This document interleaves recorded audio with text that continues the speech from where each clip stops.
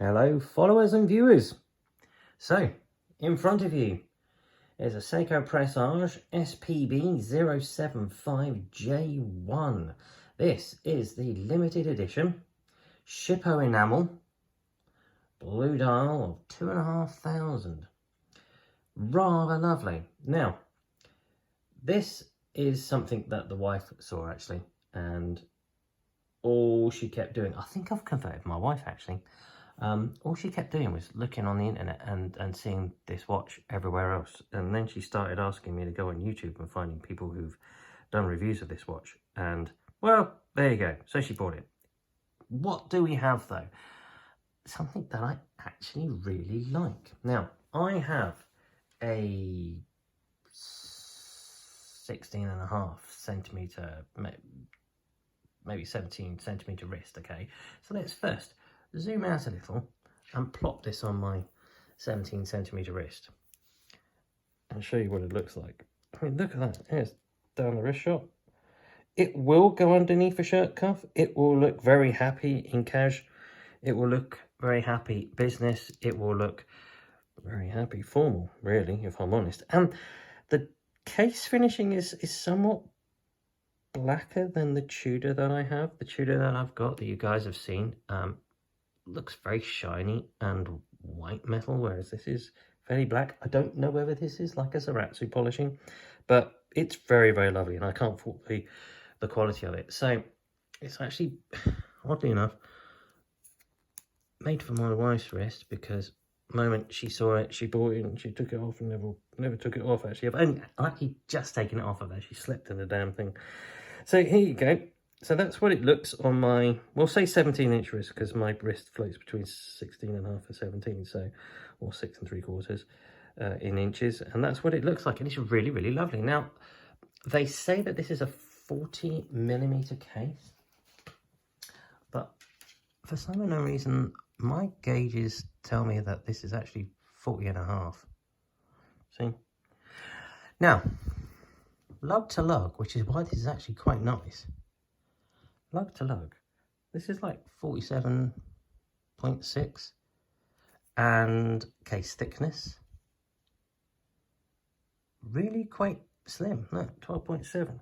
Now I wish I could weigh this for you, but unfortunately the scales that I've got are battery operated, and the battery's dead, because that's life when you want to go and record something. But I'll tell you what, there is a weight to this, there is a heft to this, and the other thing that is to note is the bolstering on here is absolutely beautiful.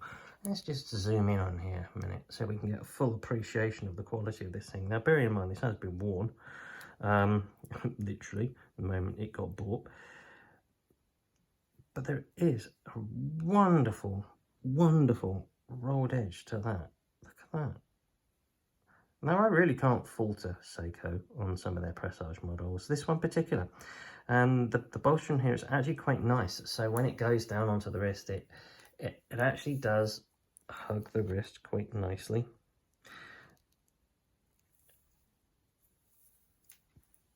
But look at the dial.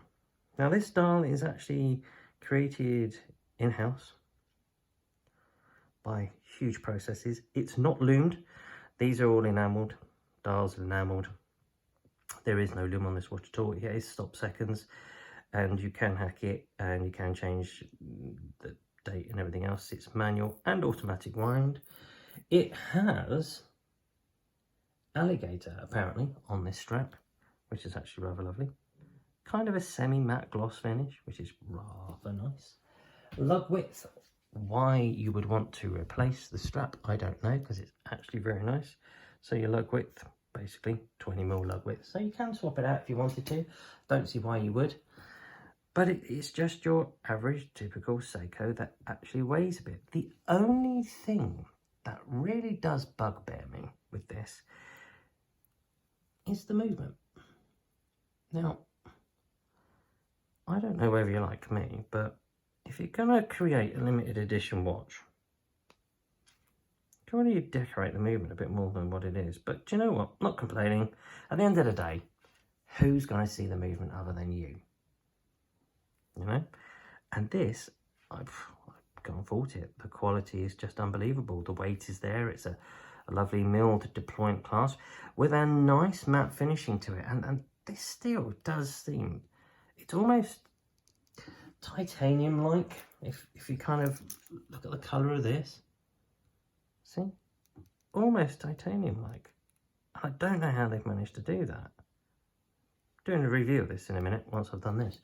But it is absolutely cracking. Really love it. The usual flip up, stick it in the hole, deploy it. Doesn't push down when you do this. You have to press these two buttons and then stick the tang in here. Love it. Absolutely love it. It's just a 3-hander with a date. Really lovely.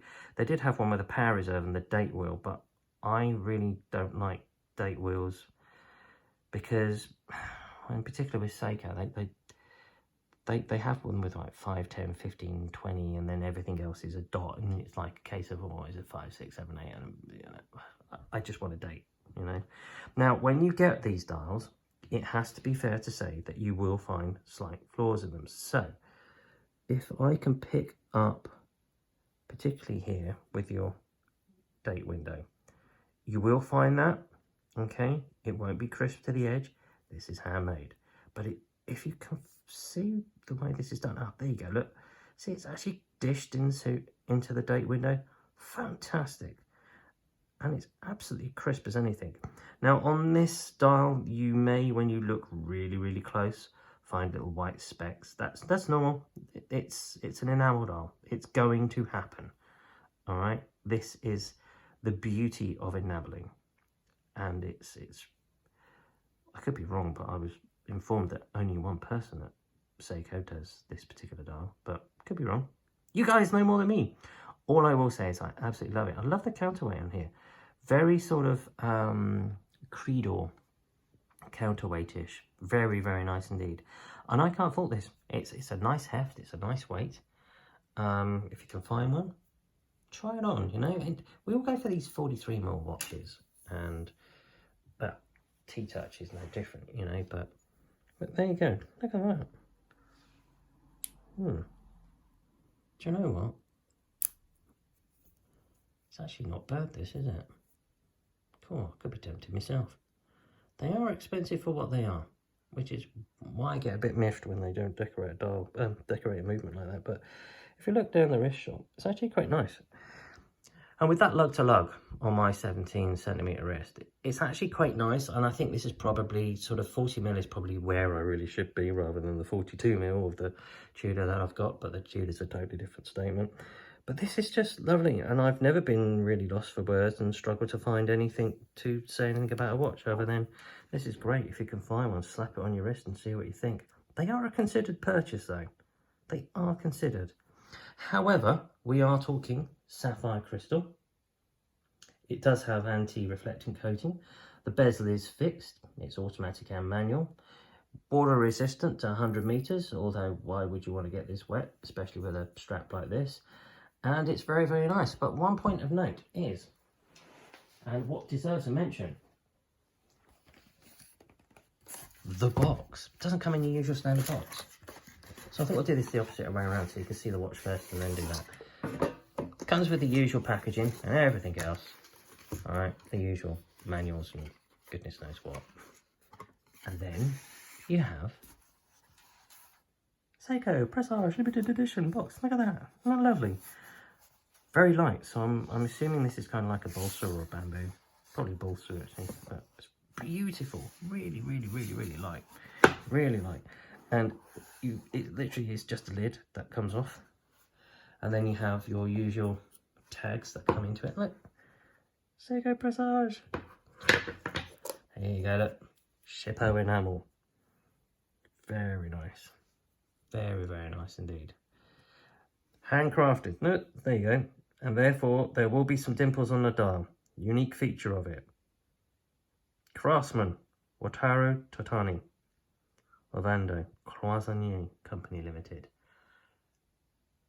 Do you know what? You are amazing, because you made the most amazing dial I've ever seen at the moment. And it comes with the usual sort of swing tag that you get with the usual details on there, which say what it is basically, which is all of those on there. So the usual 6R15 movement on here, 23 joules, sapphire crystal, second-hand halt mechanism. The 6R15 is actually not bad movement actually. It's all right. It's okay. It works. It just tells the time, but really at the end of the day, this is quite lovely. Do you know what? This is really nice. Do you know, I used to have a Rolex Air King, and that didn't feel as nice as this. So there you have it. I don't know what else to say, chaps and chapettes. Put it in the old down below. Really, really lovely. Any questions? Give us a shout. If I can prise it off the wife's wrist and it requires having a look at the watch, then I will. But she's got a number of watches. I may as well put them on. They're also Seiko. They've been battered to hell. But, you know, like she said, a watch is meant to be worn. Well, you know, not when it's like this, but never mind. So there you go. 11 minutes worth of pure joy. Have fun, everyone.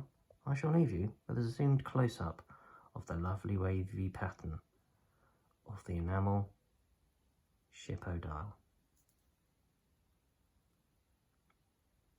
Enjoy, have fun.